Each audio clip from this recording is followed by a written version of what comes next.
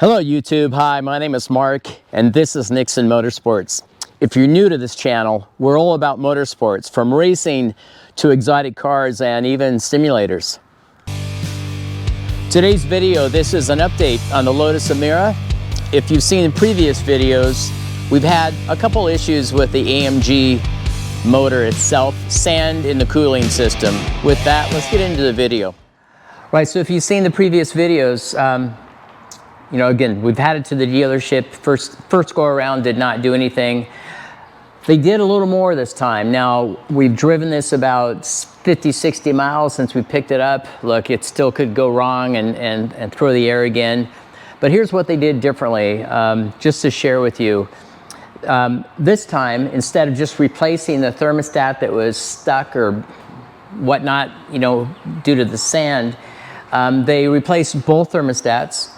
And they pressurized the cooling system with some connector. They were able to figure that out, and they think of it like a power wash through the cooling system. So they tried to flush out with water circulation through the entire cooling system to try to remove any leftover sand that may have accumulated. I'm hopeful. I'm still a little skeptical because sand can catch in the coolers. Radiators, that type of thing, and they could be just a bitch to get out. So we'll see. Now, I might have went a little overkill on this one, but they had the car at the dealership for about 2 months. Let me back up. Again, the root issue, the problem here is sand in the cooling system. How does sand get there? It's from the manufacturing process where the aluminum blocks are a cast block itself before it goes to machining. And if you've ever worked in foundries or seen that stuff, basically it's a sand-based mold where the molten metal is poured, and when it comes out of the stage of molten material, it hardens, then they break it apart, get all the sand out. This has been going on for years, many engines, millions of them around the world. So how and why sand remains with these motors, it's hard to say.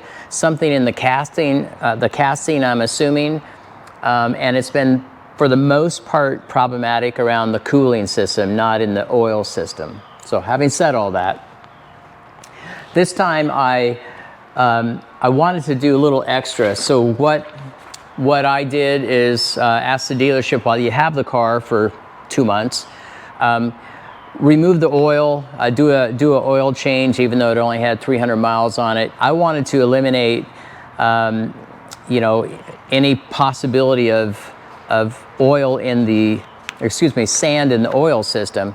So they did. We sent the oil off for analysis, and here's the report that came back. If you can see this, probably not, but if you can see this, the analysis itself is pretty comprehensive. The positive note here is that it came back green.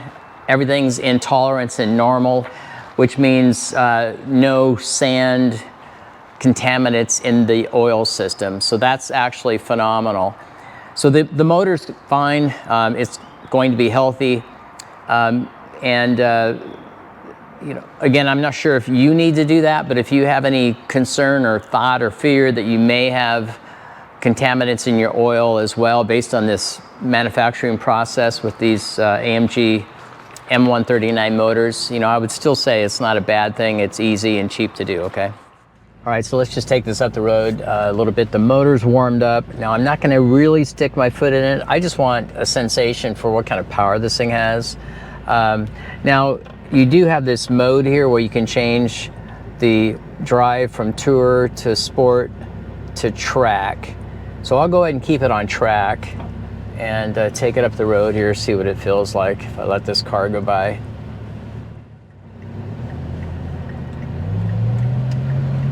Yeah, sorry about no microphone on the exhaust.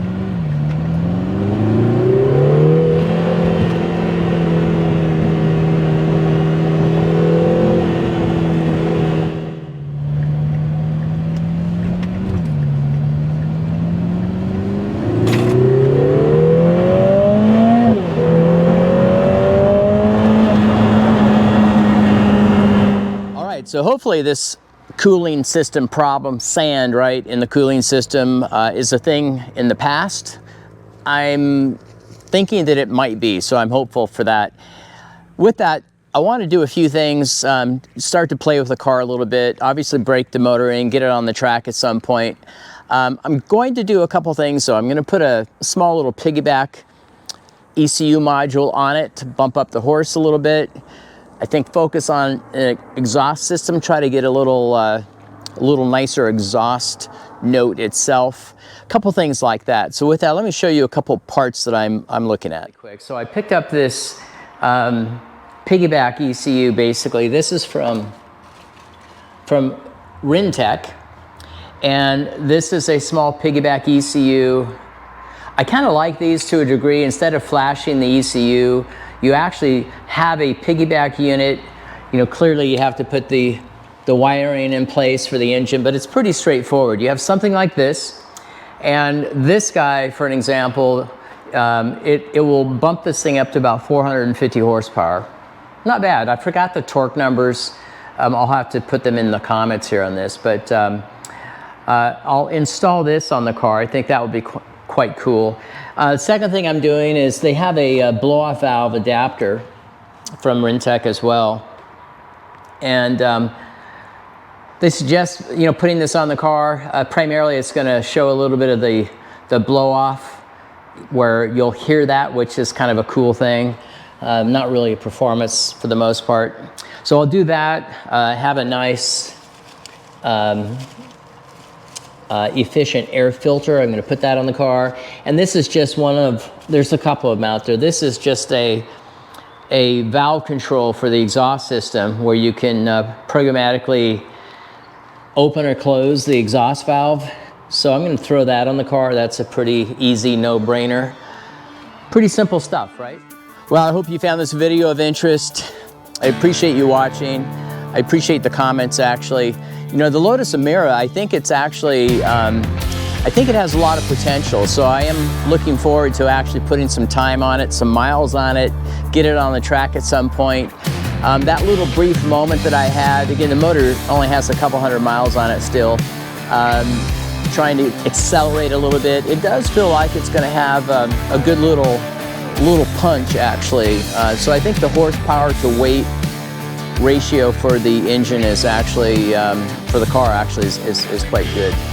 But anyway, appreciate you watching again. Subscribe if you haven't. Got a few things in the works. You'll see some content coming out shortly. Until next time, ciao.